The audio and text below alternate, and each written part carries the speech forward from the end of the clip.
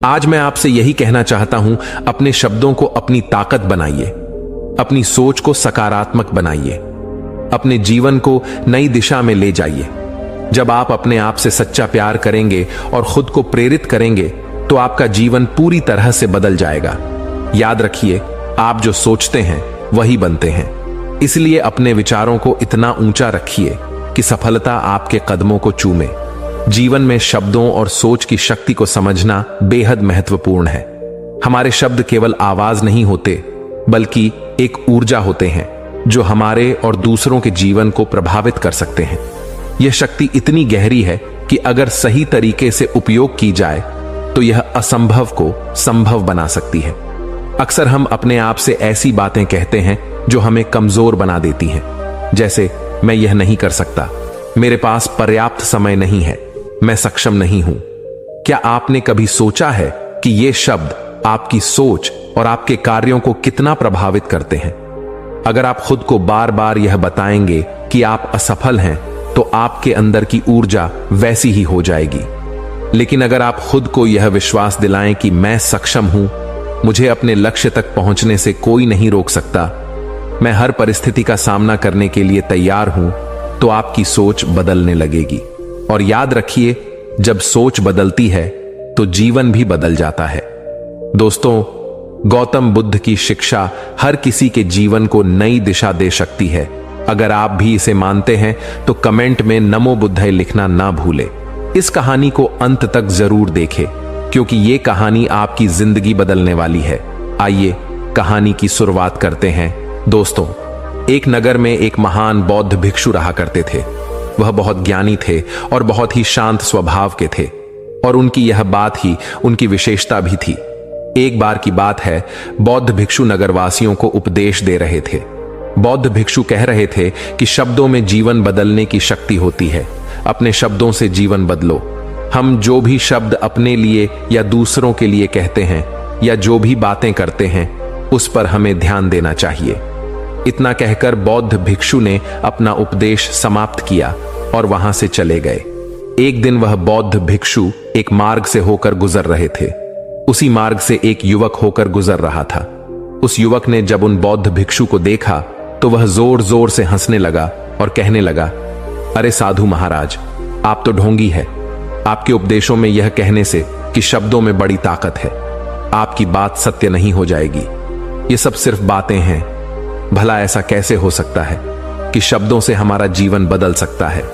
उस युवक की सारी बातें उन भिक्षुओं ने ध्यानपूर्वक सुनी, और उसके बाद वह मुस्कुराते हुए उस युवक से कहते हैं, बेटा, नाद से ही तो यह दुनिया प्रकट हुई है, और अच्छे शब्दों के पीछे भी नाद ही होता है जो पूरा जीवन बदल देता है।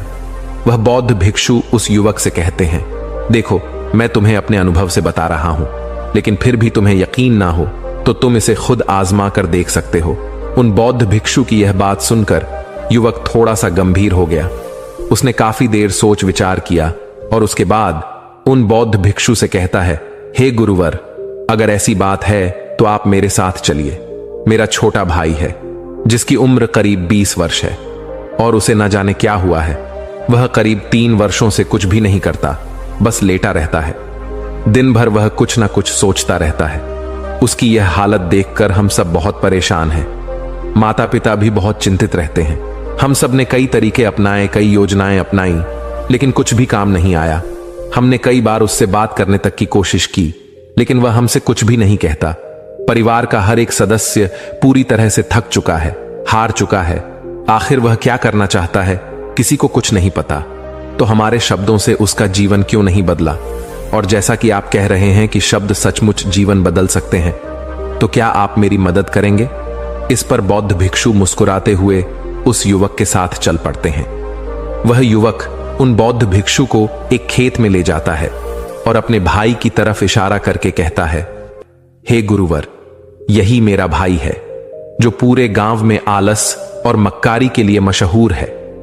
आप कहते हैं कि शब्दों में वह शक्ति है जो हमारा जीवन बदल सकती है। तो क्या आपके शब्द इसका जीवन बदल सकते हैं? अगर यह सत्य है तो आप इसका जीवन बदल कर दिखाएं। उन बौद्ध भिक्षुओं ने उस युवक के भाई को ध्यानपूर्वक देखा। वह एक पेड़ की छांव में आराम से सो रहा था। जब बौद्ध भिक्षु उस युवक के भाई के पास पहुंचे और आराम से उसके सर पर हाथ फिराते हुए कहते हैं, उठो बेटा, बहुत देर हो चुकी है, ये सोने का समय नहीं है, ये तो जागने का समय है। उन बौद्ध भिक्षुओं की आवाज सुनकर वह लड़का थोड़ा सा अचरज में पड़ गया। आखिर कौन है जो मुझे इतने प्यार से जगा रहा है, वरना सभी गांव वाले तो मुझे आलसी और मक्कार ही कहते हैं। आखिर कौन है जो मुझे इतना अपनापन दिखा रहा है? उसने आंखें खोली और आंखें मलते हुए उसने पूछा, हे गुरुवर, आप कौन हैं और यहां क्यों आए हैं? इस पर बौद्ध भिक्षु उस युवक से कहते हैं, बेटा, यह प्रश्न तो मैं तुमसे करना चाहता हूं, तुम कौन हो, यही तो तुम्हें जानने की आवश्यकता है।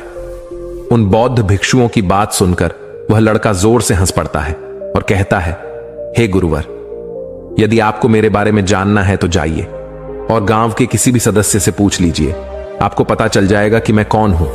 आपसे हर कोई यही कहेगा कि वह तो आलसी है, मक्कार है, तरह तरह के ताने सुनाएंगे, तरह तरह की बातें कहेंगे। इससे आपको यह जरूर यकीन हो जाएगा और आपको यह पता भी चल जाएगा कि मैं कौन हूं। तभी बौद्ध भिक्षु मुस्कुराते हुए उस लड़के से कहते हैं, सबसे पहले मेरी यह बात सुन लो, मेहनती इंसान के खुद के शब्द उसे अंदर तक चोट पहुंचाते हैं, इसलिए कभी भी अपने आप को कोसो मत, अपने शब्दों को सुधारो। और मेरी यह दूसरी बात भी सुन लो, मैंने उन गांव वालों से नहीं पूछा कि तुम कौन हो, मैं तुमसे पूछ रहा हूं कि तुम कौन हो, लेकिन तुमने तो अपनी आदतें मुझे बताई। आलस तुम्हारी पहचान नहीं, तुम्हारी आदत हो सकती है और इंसान नहीं, उनकी आदतें खराब होती हैं। इसलिए बेटा, तुम आलसी और मक्कार नहीं हो, यह तो तुम्हारी आदत है। बस इतनी सी बात है जो गांव वाले नहीं समझ सकते। यह सारी बातें सुनकर वह लड़का थोड़ा सा आश्चर्यचकित रह गया, क्योंकि गांव वाले हमेशा उसे मक्कार, आलसी और तरह तरह के ताने ही सुनाया करते थे। उन बौद्ध भिक्षुओं की यह बात सुनकर उस लड़के की आंखों में आंसू आ गए। वह तुरंत ही दोनों हाथ जोड़कर उन बौद्ध भिक्षु के चरणों में गिर पड़ा और उनसे कहने लगा, आप सत्य कहते हैं, यह मेरी आदत ही है और मैं इस आदत से बहुत परेशान हूं। मैंने बहुत कोशिशें भी की, लाख उपाय किए, लेकिन मैं अपनी इस आदत से छुटकारा ना पा सका। इन आदतों से बाहर आना बहुत कठिन है। मैंने कई बार आलस छोड़ने का प्रयास तक किया, पूरी कोशिश भी की, लेकिन कोई लाभ नहीं हुआ। मैं जब भी कोई कार्य करने की कोशिश करता हूं तो पता नहीं क्यों मेरा मन कहीं और भागने लगता है, मेरा दिमाग किसी और दिशा में काम करने लगता है और मैं उस काम पर ध्यान ही नहीं दे पाता। मैं क्या करूं, कैसे करूं, मुझे कुछ भी समझ नहीं आता। जब भी मैं किताबें पढ़ने की कोशिश करता हूं तो मुझे नींद आने लगती है। मन में एक अजीब सा दर्द महसूस होता है, ऐसा लगता है कि मेरा जीवन यूं ही व्यर्थ जा रहा है। और जब मैं इस दर्द को बर्दाश्त नहीं कर पाता तो मैं सो जाता हूं, ताकि जब मैं उठूं तो मुझे दर्द ना महसूस हो। और अब तो मुझे यह भी यकीन हो चुका है कि मैं इन आदतों से नहीं निकल सकता, ये आदतें मुझे नहीं छोड़ने वाली।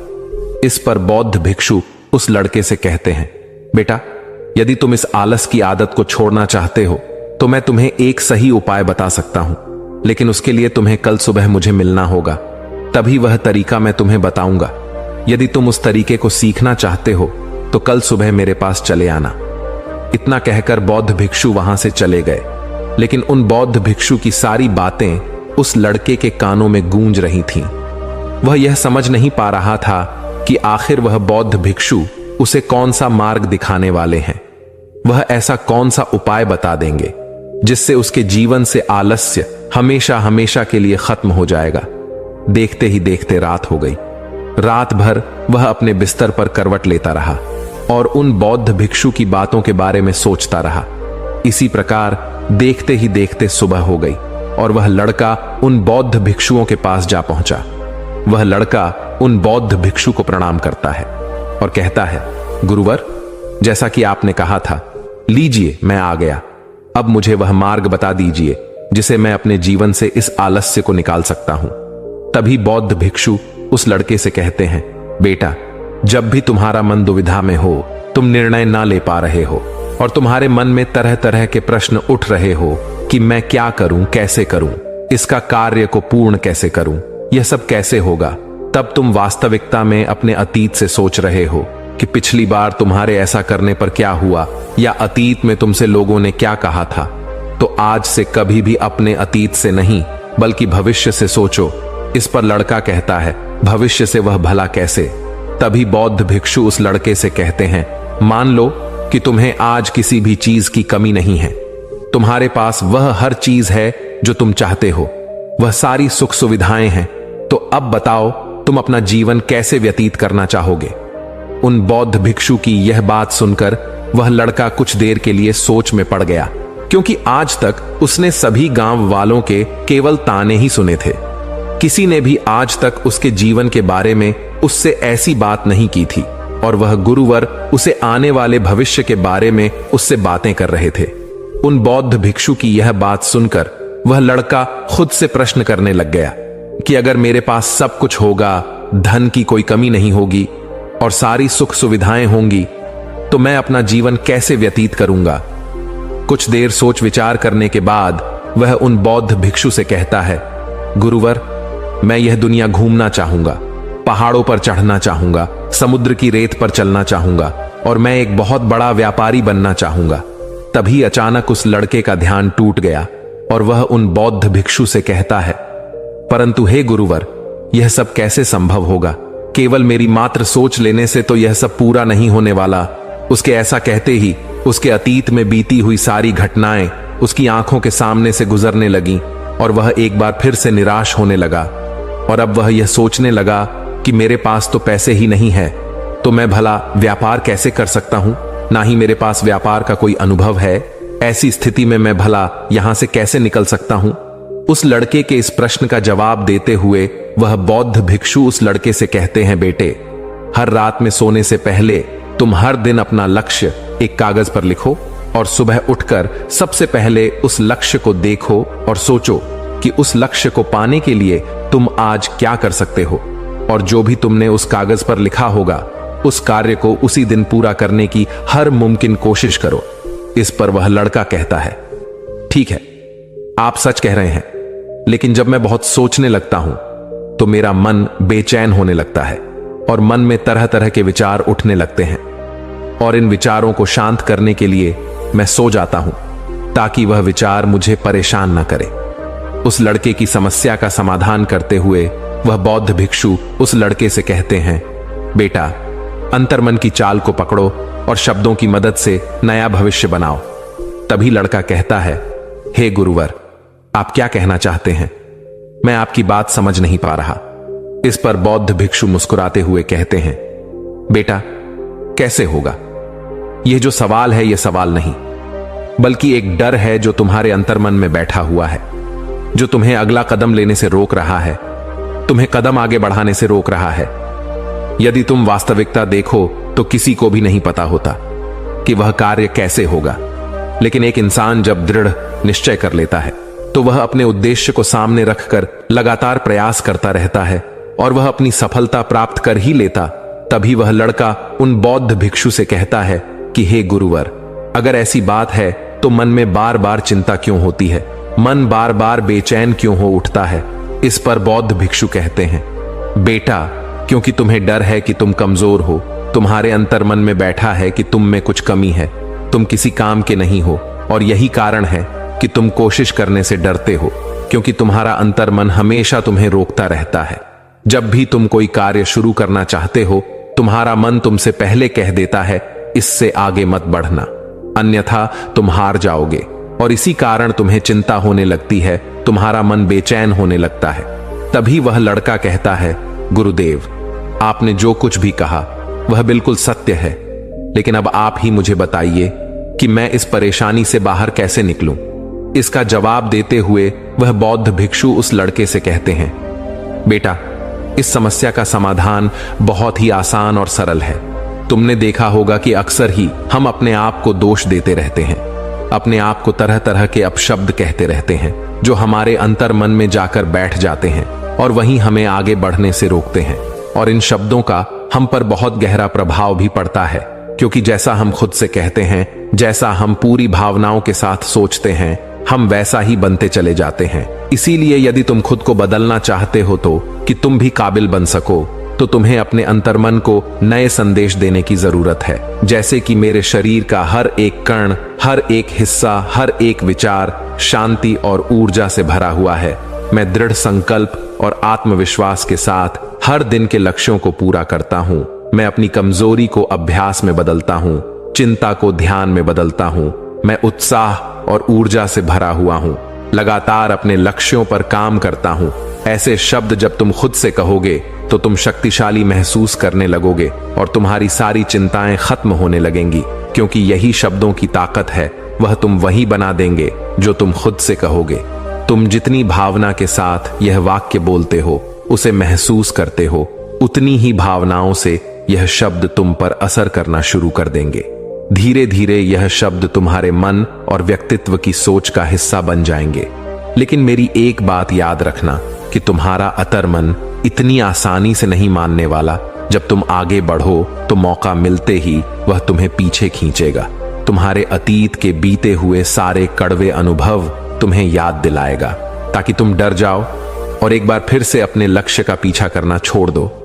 लेकिन तुम्हें इसकी चिंता नहीं करनी है। उन सकारात्मक शब्दों के कारण तुम्हारा मन सकारात्मक विचारों को स्वीकार करने लगेगा। आगे वह बौद्ध भिक्षु उस लड़के को चेतावनी देते हुए कहते हैं, मेरी एक बात और याद रखना कि तुम्हारा ध्यान आलस्य पर नहीं होना चाहिए। अर्थात तुम्हें कभी आलस्य नहीं मिटाना, बल्कि तुम्हें एक नए भविष्य का निर्माण करना है, एक नए व्यक्तित्व का निर्माण करना है। तुम्हारा पूरा ध्यान केवल इस पर ही होना चाहिए।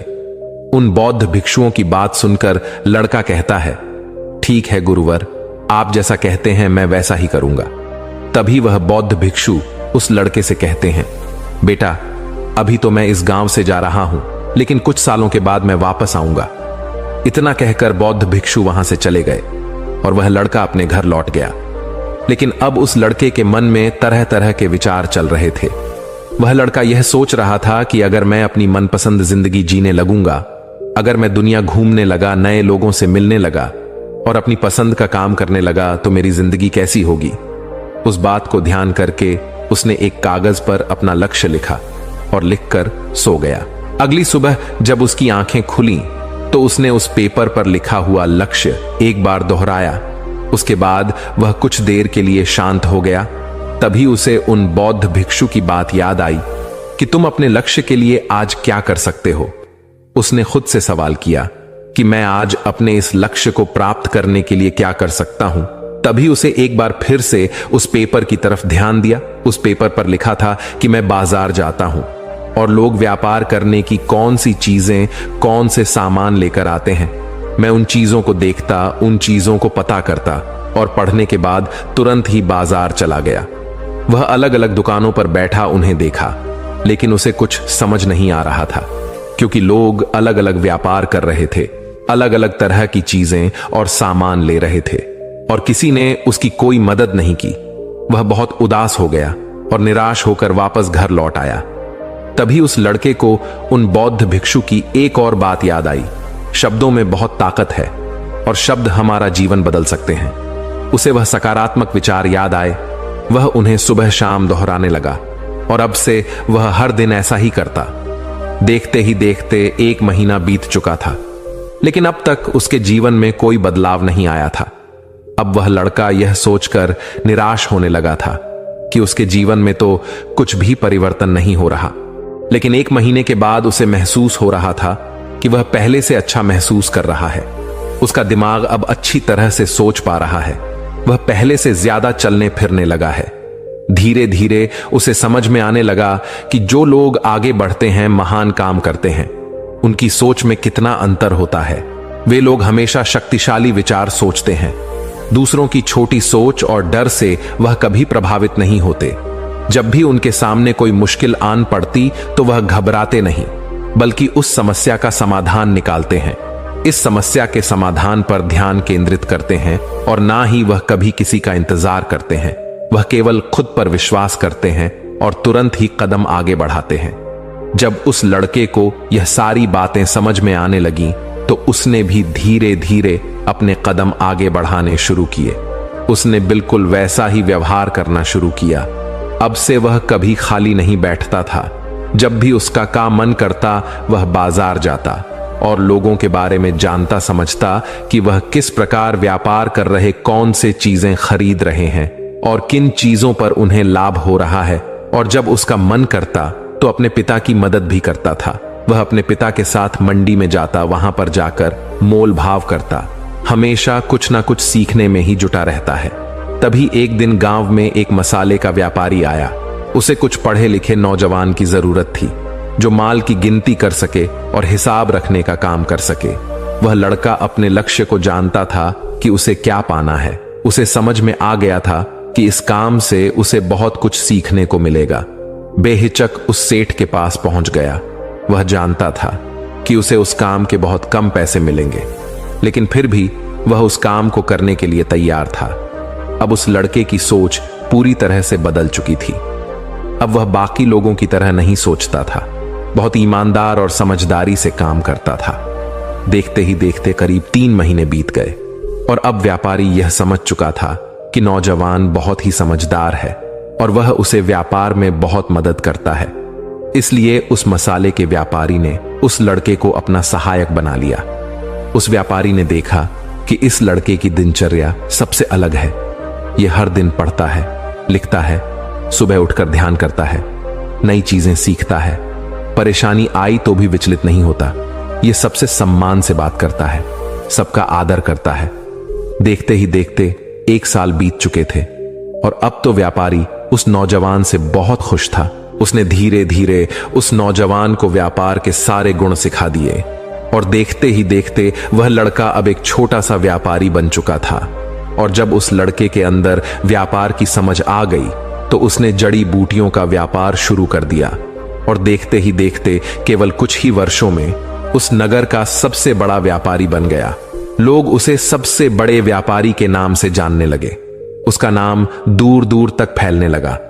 करीब 5 वर्षों बाद जब वह वापस अपने घर लौटा तो लोग बहुत हैरान थे उसे देखकर। लोग बहुत अचंभित थे। उसके सारे जानने वालों ने उस लड़के से पूछा, तुम इतना कैसे बदल गए? तब उसने कहा, उन गुरु ने सच ही कहा था, शब्दों से हम जीवन बदल सकते हैं। दोस्तों, इस कहानी से हमें यह सीखने को मिलता है, हमारे शब्दों और विचारों में अद्भुत शक्ति होती है। नकारात्मक सोच और शब्द हमें कमजोर बनाते हैं, जबकि सकारात्मक सोच और आत्मविश्वास हमारे जीवन को सफलता और शांति की ओर ले जाते हैं। इसलिए हमेशा सोच समझकर शब्दों का चयन करें और अपने विचारों को सकारात्मक रखें। दोस्तों, उम्मीद है कि आपने आज की इस वीडियो से जरूर कुछ ना कुछ सीखा होगा। तो इस वीडियो को लाइक और अपने दोस्तों के साथ शेयर करना ना भूलें। हमें ऐसे ही सपोर्ट करने के लिए चैनल को सब्सक्राइब और घंटी बटन को जरूर दबा दें। तो चलिए मिलते हैं एक और वीडियो में। तब तक के लिए अपना ख्याल रखें।